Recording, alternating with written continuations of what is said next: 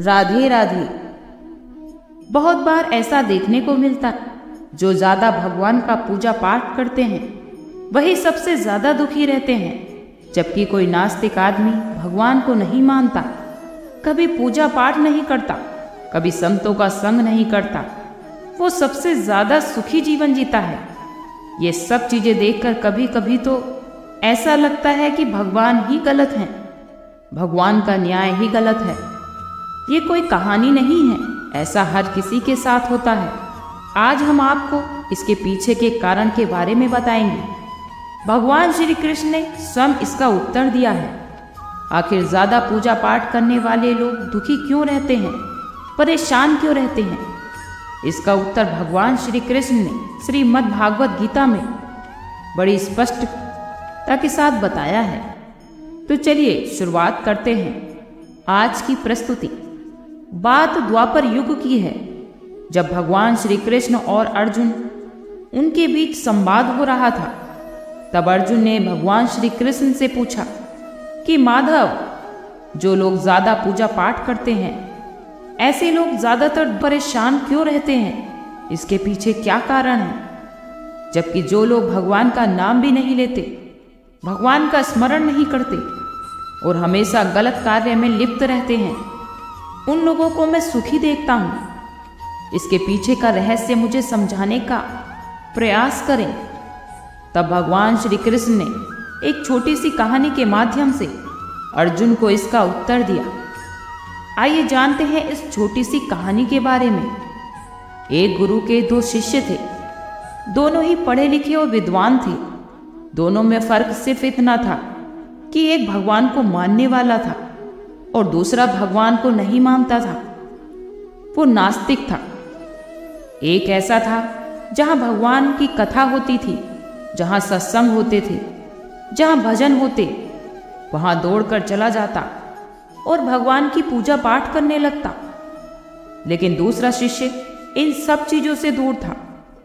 वो तो शराब पान भी करता था, वेश्याओं के साथ नमन करता था, सारी बुरी आदतें थी उसके अंदर। एक दिन क्या हुआ, वो दूसरा शिष्य शराब पीकर अनाप शनाप बोलते हुए रास्ते में पैदल चलते हुए अपने घर को जा रहा था।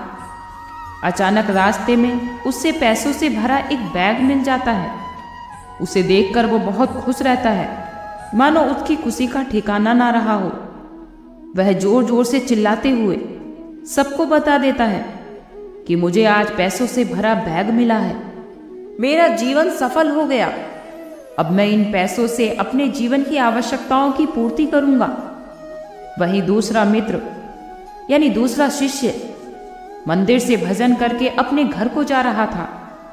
अचानक उसके पैर में बड़े बड़े कांटे चुभ जाते हैं, रक्त निकलने लगता है।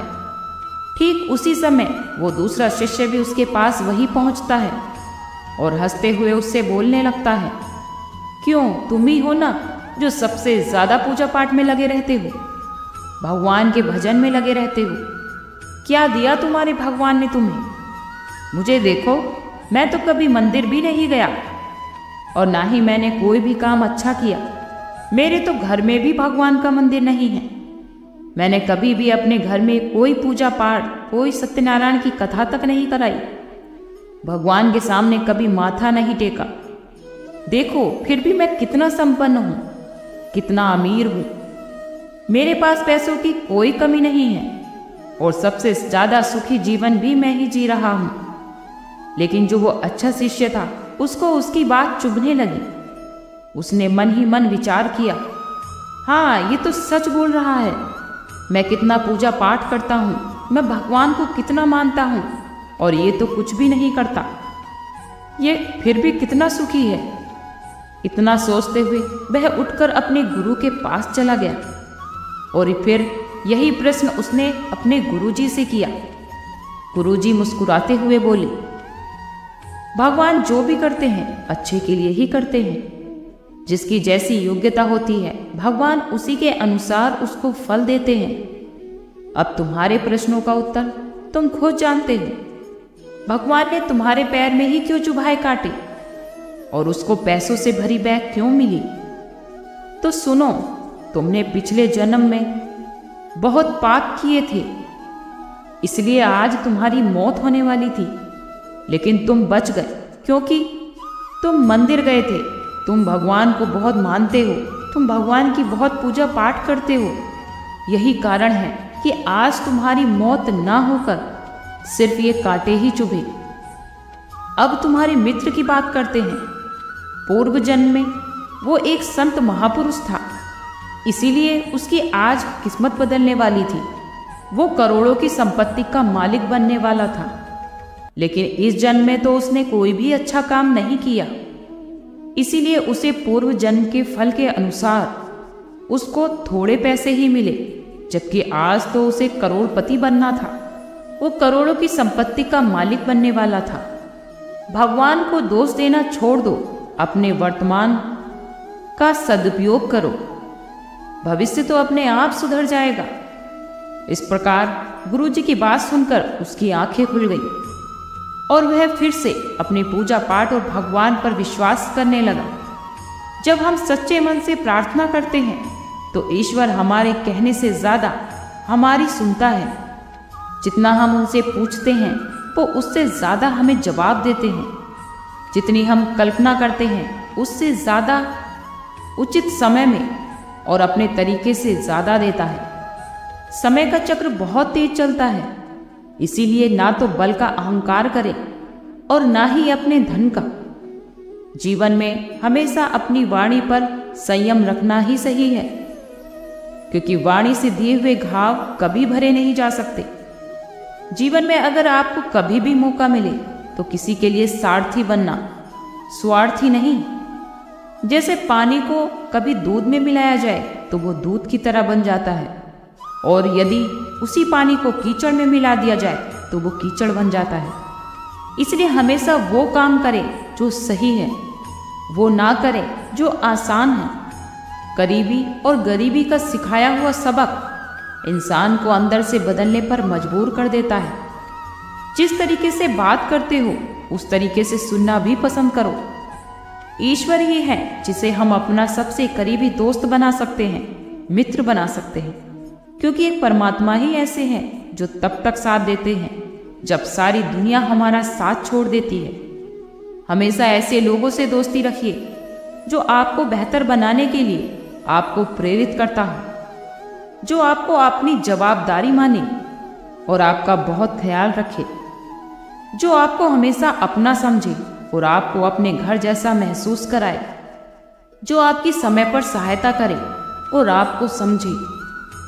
मित्रता का अमीरी और गरीबी से कोई लेना देना नहीं होता, क्योंकि रोने वाले तो महलों में भी रोते हैं, और अगर किस्मत अच्छी हो तो झोपड़ी में भी हंसी गूंजती है।